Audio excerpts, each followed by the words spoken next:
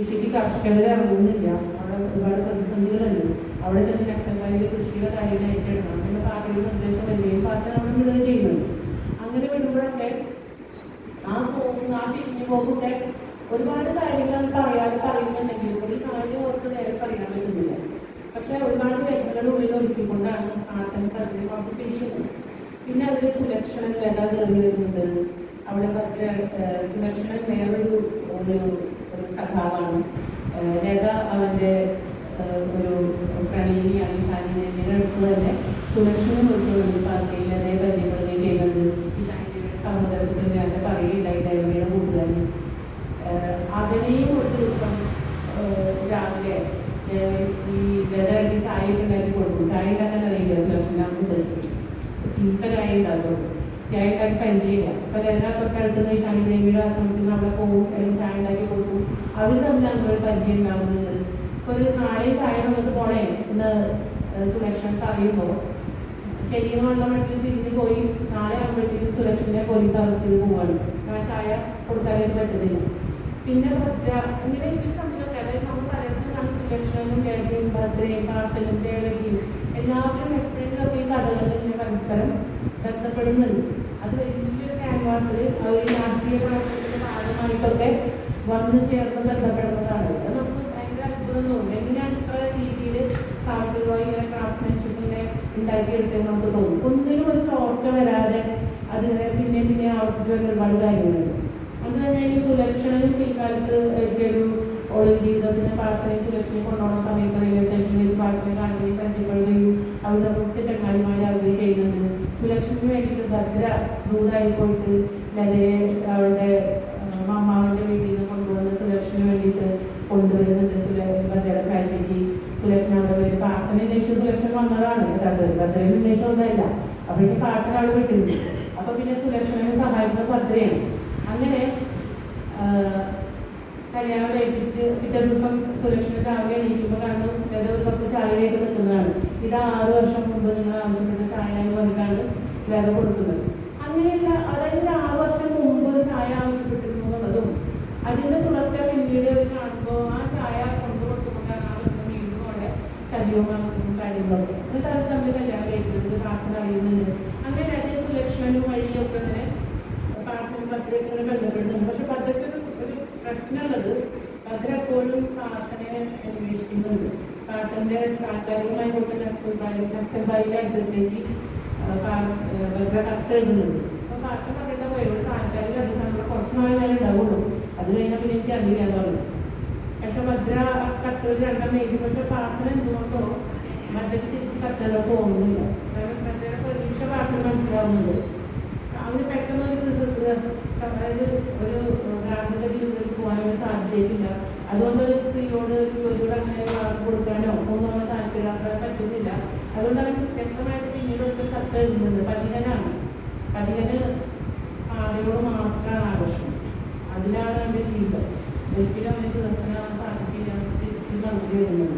പക്ഷെ ഇവർക്ക് നന്നായിട്ട് അറിയാം, ഇവർക്ക് നമുക്ക് പരസ്പരം ഇഷ്ടമാണെന്നും പറയാതെ നമുക്ക് അറിയാം. പക്ഷെ അവൻ ഇങ്ങനെ പറഞ്ഞപ്പോൾ അത് പറഞ്ഞിട്ട് വല്ലാതെ നോവുന്നുണ്ട്. എന്നുവെച്ചാൽ എല്ലാം അറിഞ്ഞുകൊണ്ടും ഇങ്ങനെ ചെയ്യാണ്. എങ്ങനെയാണ് ഇങ്ങനെ കണ്ണടച്ച് പോകാൻ പറ്റുന്നത് തോന്നലും വിങ്ങലും ഒക്കെ കഥ കൊണ്ട് നടക്കുന്നത്. അങ്ങനെ അതിനിടയ്ക്ക് ഇവരെ ഗ്രാമത്തിൽ അലി മേക്കി എന്ന് പറഞ്ഞ 2-3 പേരുണ്ട്. അലി അതായത് പ്രാർത്ഥന ഗ്രാമം.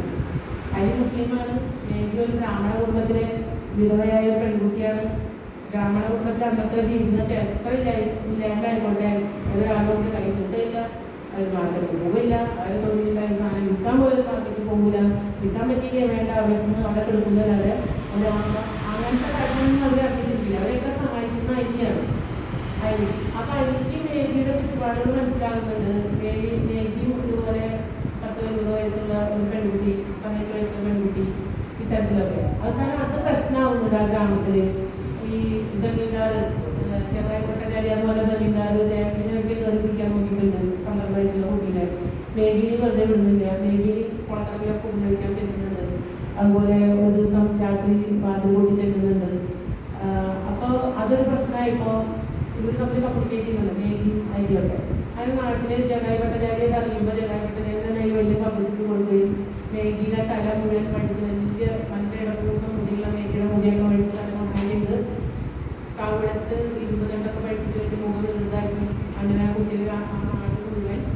നടത്തുന്നുണ്ട്, പ്രത്യേകിച്ച് കലിയുടെ ഗ്രാമത്തിലൂടെ.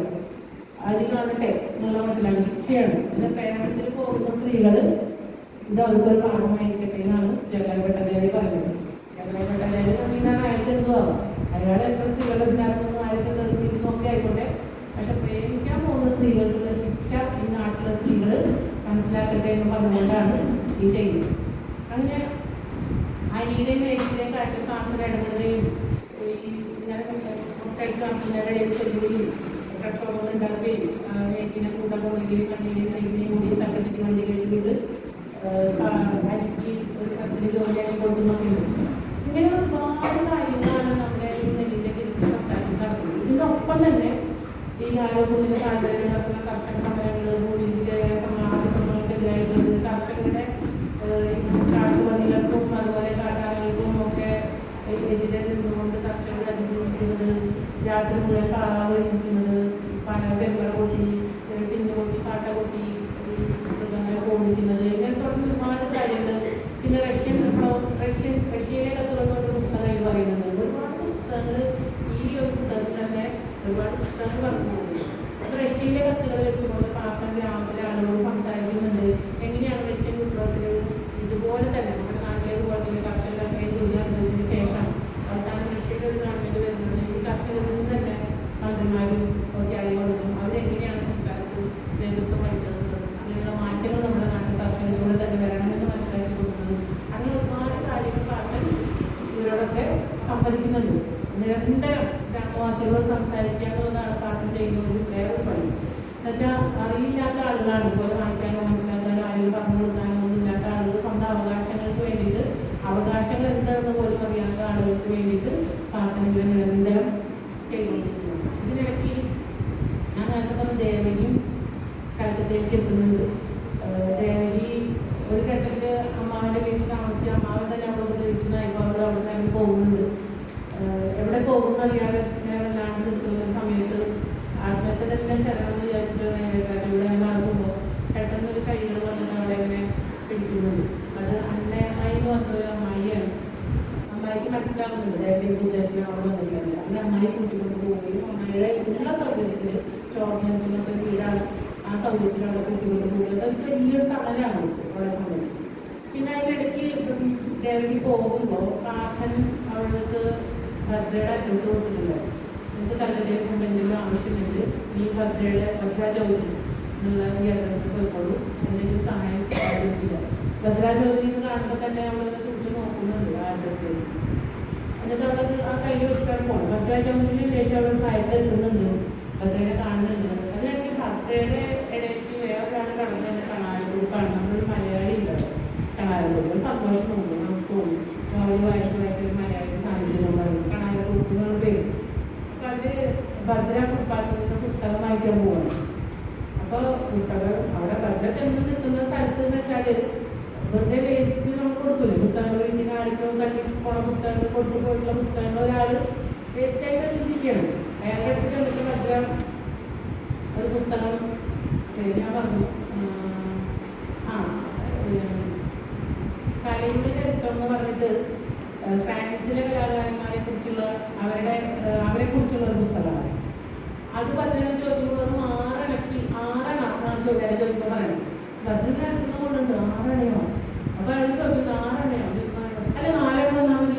അപ്പോൾ അയാൾ വിചാരിക്കുന്ന 6 എണ്ണം വലുതായിട്ടാണ് മേടിക്കാണ്ട് പോവാ പോയി വെറുതെ കിട്ടുന്ന വേസ്റ്റിംഗ് ഒരു 6 എണ്ണം വിൽക്കാൻ പറ്റുന്നില്ലല്ലോ. അതുകൊണ്ടാണ് അയാൾ 6 എണ്ണം പറയുന്നത്. പക്ഷേ 6 എണ്ണം ചോദിച്ചു പറയാതെ അത് കൂടിയിട്ടാണ് ചോദിക്കുന്നത്, നല്ല 4 എണ്ണം വന്നാൽ മതി. അപ്പോൾ 4 എണ്ണം കൊടുത്ത് ഭദ്ര പുസ്തകം വാങ്ങുന്നുണ്ട്. അപ്പോൾ ഒരു ചെറുപ്പക്കാരൻ വന്നിട്ട് ഭദ്രോട് പറയുന്നത് ആ പുസ്തകം വാങ്ങുമ്പോൾ അതിൻ്റെ 2ാമത്തെ പാങ്കൂടി വാങ്ങിക്കൊള്ളൂ. ഇത് അപ്പോൾ ഭദ്ര എടുത്ത് നോക്കുമ്പോൾ മുഗളാർട്ടും അങ്ങനെ കുറേ ഇന്ത്യൻ ഈ ഭാഗത്തെ ആർട്ടുമായി ബന്ധപ്പെട്ട പുസ്തകം 2ാം ഭാഗമാണെന്ന് പറയുന്നത്. അതുപോലെ മൈക്കിളിൻ്റെ പുസ്തകങ്ങൾ, അങ്ങനെ ഒരുപാട് പുസ്തകങ്ങളെ കുറിച്ച് പറഞ്ഞു പോകുന്നുണ്ട്. അപ്പോഴാണ് ദേവയ്ക്ക് നോക്കുമ്പോൾ ഒരു സംഭവം അറിയാതെ ഒരു മനുഷ്യൻ്റെ അതിൽ വന്നിട്ട് ആ പുസ്തകത്തെ കുറിച്ച് ചർച്ച ചെയ്യുന്നു.